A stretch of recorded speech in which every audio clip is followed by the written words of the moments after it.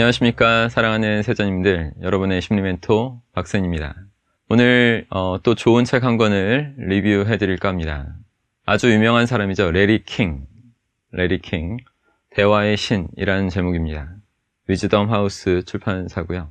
제가 알기로 1933년생이고 미국 CNN의 유명한 뉴스쇼 그 레리 킹 라이브를 25년 동안 이렇게 진행하신 분이고 기니스북에도 등재되어 있는 그런 사람이라고 들었습니다. 예전에 알프레드 아들러가 이런 얘기를 했어요. 유명한 심리학자죠. 모든 인간의 문제는 인간관계의 문제일 뿐이다. 인간관계가 이렇게 중요하다면 거기서 제일 중요한 것이 또 뭐가 될까요? 그건 바로 또 대화라는 결론에 도달하게 됩니다.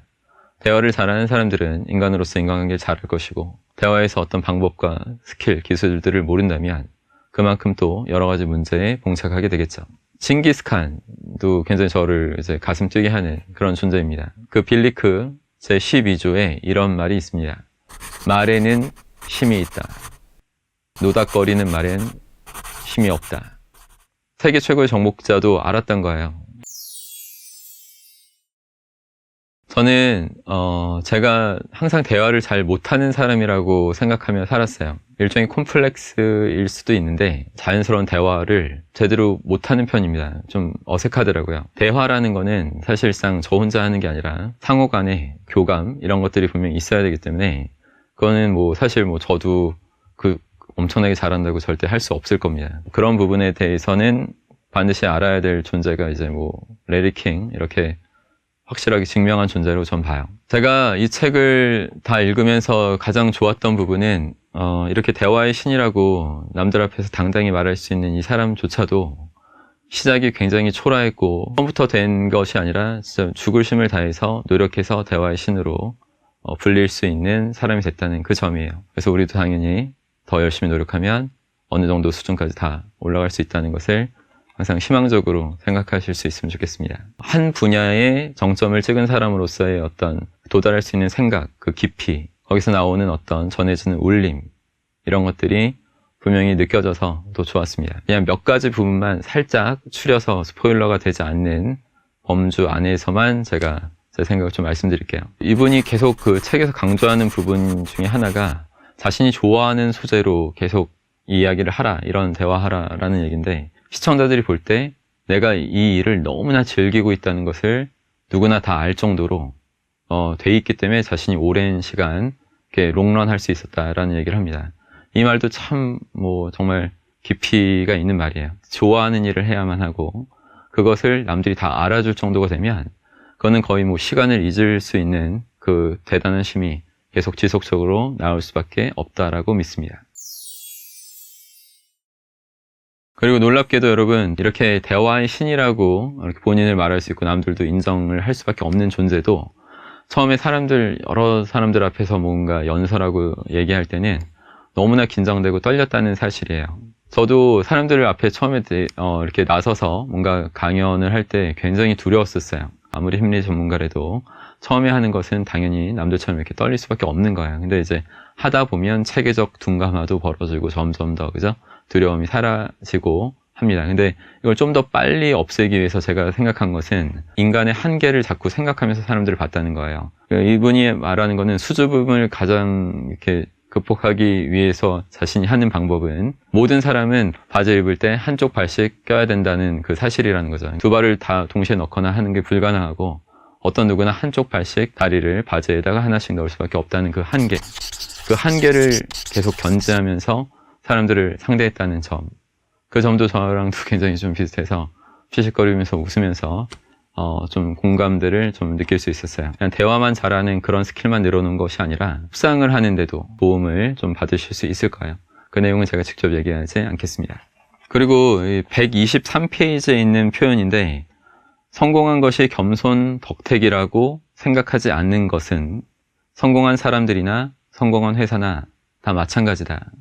보통 사람들은 성공하려면 자신이 성공한 이유가 내가 겸손한 사람이라서 성공했다 이런 얘기를 많이 하거든요. 그리고 가장 중요한 성공의 덕목 중에 하나를 꼽으라 하면 겸손부터 말하는 사람이 굉장히 많아요, 사실상. 근데 저는 전혀 그렇게 생각하지 않는 사람인데 여기 또 이분도 저랑 같은 생각을 해서 하나 찝어본 것입니다. 골다 마이어라는 사람이 이렇게 얘기했어요. 겸손해하지 마라. 당신은 그 정도로 위대하지 않다. 이 말이 참 촌철살인 같은 말이긴 한데 아주 깊이가 있습니다. 겸손도 어떻게 보면 자격이 있어야지 가능한 거예요. 그러니까 뭐 제 용어대로 하면 한 분야 고도의 집중과 몰입 상태를 잘 만들어낼 수 있는 그런 어떤 초전문가가 됐을 때는 겸손할 수 있는 자격이 획득됩니다. 뭐 예를 들어서 김연아 같은 존재가 나의 피겨는 아직도 멀었습니다. 이러면 우리 눈물 날 거예요. 그죠? 굉장히 겸손까지 하구나 하면서 모든 걸 갖췄구나 이런 식으로 표현하겠지만 뭐 아무 분야 증명도 못한 자가 겸손만 할 때는 이게 사실상 완전한 겸손이라고 보기에 조금 타당하지 않아요. 그래서 뭐 겸손이 가장 성공할 때 가장 중요한 것이 아닙니다. 이 말을 왜 하냐면 이런 분 레리 킹 같은 사람도 자신이 최고가 아닐 때도 막 부딪히고 계속 그죠? 자신을 알리려고 노력했고 자신을 팔아라 라는 얘기도 나오거든요. 저도 자주 쓰는 말이고 그래서 항상 이렇게 뭐 겸손하는 것이 문제가 아니라 최대한 부딪히고 내가 더 뭔가 남들보다 더 얻으려고 노력하면서 점점 더 전문가가 되고 그 다음에 겸손을 할 수 있는 자격을 갖추는 거지. 처음부터 겸손을 목적으로 해봤자 그럼 뭐 점점 뭔가 기회도 잃고 그죠? 남들한테 뺏기고 밀리는 이런 사람이 될 수 있기 때문에 이런 부분을 좀 찝어서 여러분한테 도움되라고 말씀드린 것입니다. 그리고 항상 이렇게 솔직함에 대해서도 이분 강조하는 것 같아요. 그러니까 상사들한테 다가가서도 완전히 자신을 개방하고 그 다음 상사한테 저 좀 도와주십시오. 이렇게 말할 수 있는 그런 용기. 자신을 오픈하는 것은 쉽게 사람들이 할 수 있는 게 아니에요.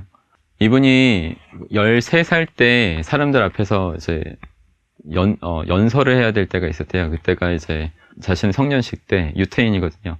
연설을 하려고 하는데 주제가 마땅치가 않아서 고민하다가 결국 자신이 제일 잘 알고 있는 사람에 대해서 말하겠다. 그래서 자기 아버지에 관해서는 그건 누구보다 더 정확히 말할 수 있다는 그런 신념하에 아버지에 관해서 연설을 했는데 사람들이 굉장히 뭐 끝나고 나서도 반응도 좋고 잘했다라고 칭찬도 많이 해주더랍니다.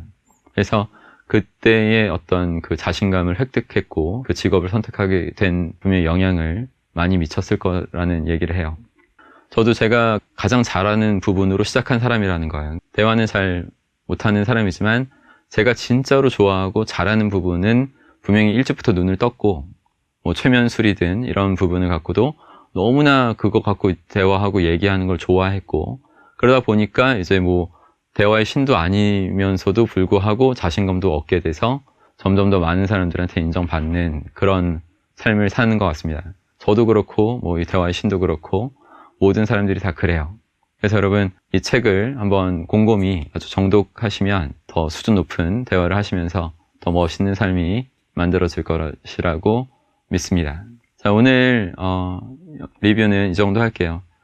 직접 보시고 직접 느끼시면서 더 발전을 해 가시기 바랍니다. 항상 뭐 구독, 좋아요는 필수로 생각해 주십시오. 힘내십시오. 고맙습니다.